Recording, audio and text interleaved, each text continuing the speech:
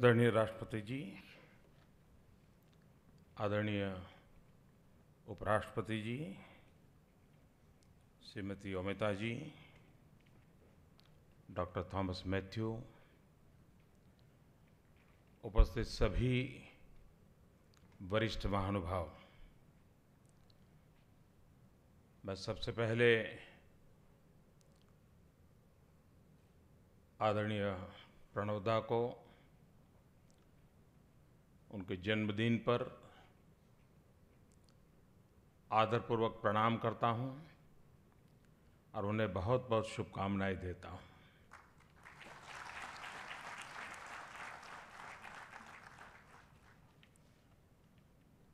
सार्वजनिक जीवन में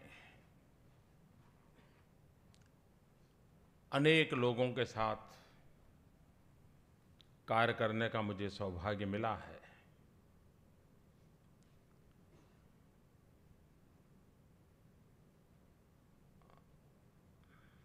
दिल्ली मेरे लिए नया था जब प्रधानमंत्री बना, यहाँ की दुनिया नई थी।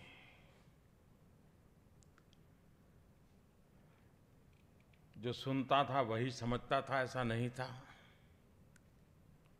उस समय राष्ट्रपति जी ने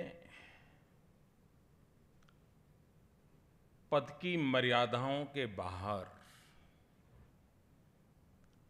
उंगली पकड़ करके मुझे चलाया, महत्वपूर्ण विषयों पर मेरा मार्गदर्शन किया और प्रारंभिक उस दिनों में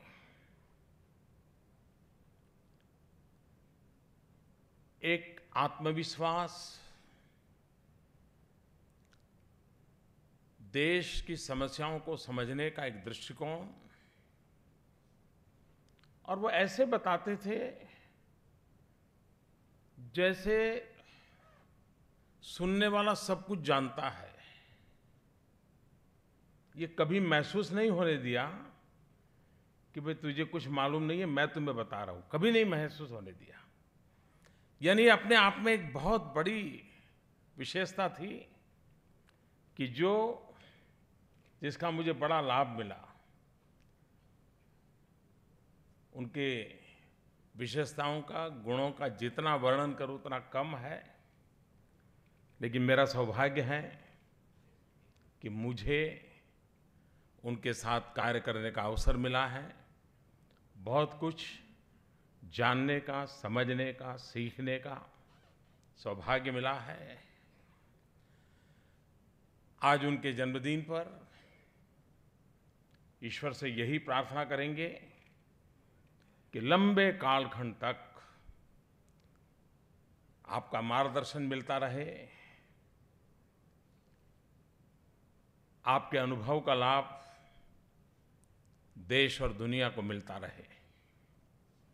आज यहाँ 3 ग्रंथों का लोकार्पण हो रहा है। राष्ट्रपति भवन में ये एक ऐसी गतिविधि जो लंबे अरसे तक आने वाली पीढ़ियों को भी काम आने वाली है। हम लोग हर बार सुनते हैं कि दीवारों को भी कान होते हैं। ये हम सुनते आए हैं, लेकिन जब राज से स्वराज इस ग्रंथ को देखते हैं तो सचमुच में महसूस होता है कि इस परिसर के हर पत्थर में, हर पेड़ में, हर पौधे में, पूरे परिसर में एक इतिहास संजोया हुआ है।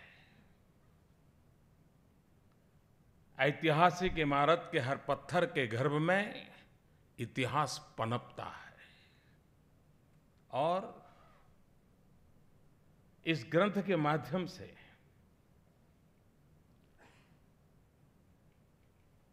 इतिहास की उस गाथाओं को संग्रहित करने का प्रयास किया गया है जो पेड़ पौधे पत्थर से जुड़ी हुई है,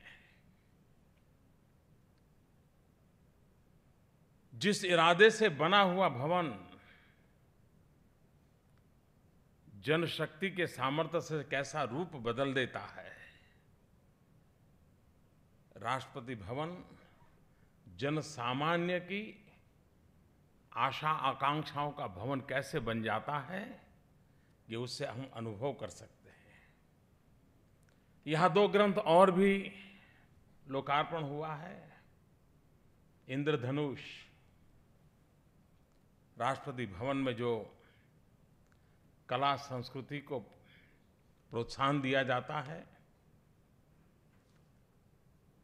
उसको संग्रहित करने का एक प्रयास है।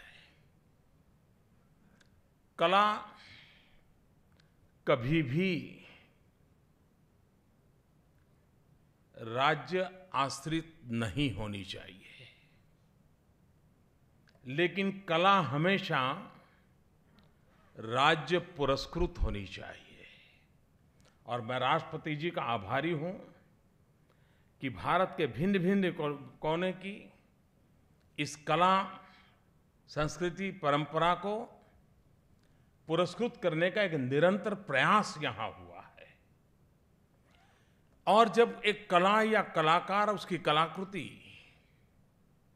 उसको इतने बड़े आशीर्वाद मिल जाए तो वो अपने आप में वैश्विक रूप धारण कर लेती है। दुनिया में संगीत जीव मात्र के जीवन का हिस्सा है। जीव मात्र कह रहा हूं मैं, मनुष्य नहीं कह रहा हूं। जीव मात्र के जीवन में कला, संस्कृति, संगीत का अपना एक प्रभाव है। लेकिन हम देखते हैं कि भारत की दुनिया को एक बहुत बड़ी देन है। तन को डुलाने वाले संगीत की कमी नहीं है, लेकिन मन को डुलाने वाला संगीत इस धरती की देन है, जो मन को डुलाता है। और वैसा इंद्रधनुष की रचनाओं में ये प्रतिबिंबित होता है। राष्ट्रपति भवन इस तरफ ईंट चुने पत्थर से बना हुआ नहीं है। यहाँ पर रहने वाला हर व्यक्ति अपनी जिम्मेवारियों को निभाते हुए राष्ट्र के गौरव की चिंता करता है। वो एक गुलदस्ता भी तैयार करता है तो उसके दिमाग में रहता है कि मेरा ये गुलदस्ता जिसके हाथ में जाएगा, मेरे देश की पहचान लेकर के जाएगा।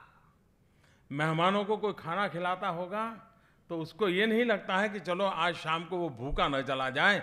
उसके मन में रहता है कि मैं वो खाना बनाऊं ताकि मेरे देश की कोई याद लेकर के कोई जाए। ये काम इस राष्ट्रपति भवन के परिसर में हर छोटे मोटे व्यक्ति के द्वारा होता है।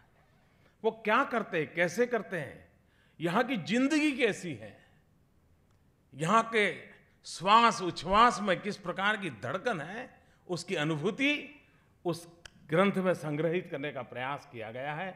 और इसलिए जीवन से लेकर के पत्थरों में पले हुई जिंदगी तक को जानने का प्रयास इन 3 ग्रंथों के द्वारा हुआ है। मैं इस प्रयास के लिए राष्ट्रपति भवन की सारी टीम को हृदय से बहुत बहुत अभिनंदन करता हूं। आदरणीय राष्ट्रपति जी को फिर से एक बार प्रणाम करता हूं। बहुत बहुत धन्यवाद।